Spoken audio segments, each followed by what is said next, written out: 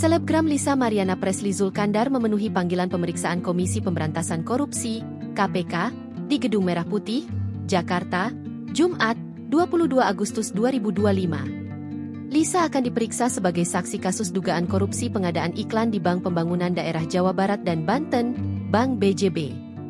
Persiapannya sebagai saksi, saya bakal kooperatif menjelaskan sedetail-detailnya, kata Lisa di Gedung Merah Putih KPK, Jakarta, Jumat siang.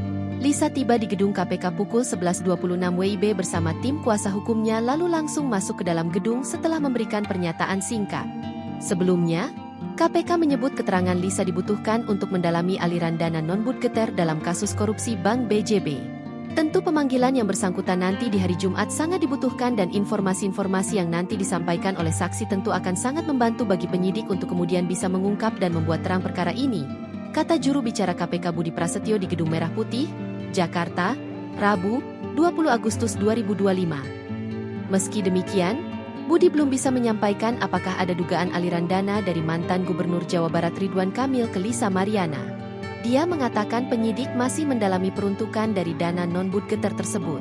KPK juga terus mendalami terkait dengan dugaan aliran yang dikelola di dana non-budgeter di korupsi BJB ini. Ini untuk apa saja?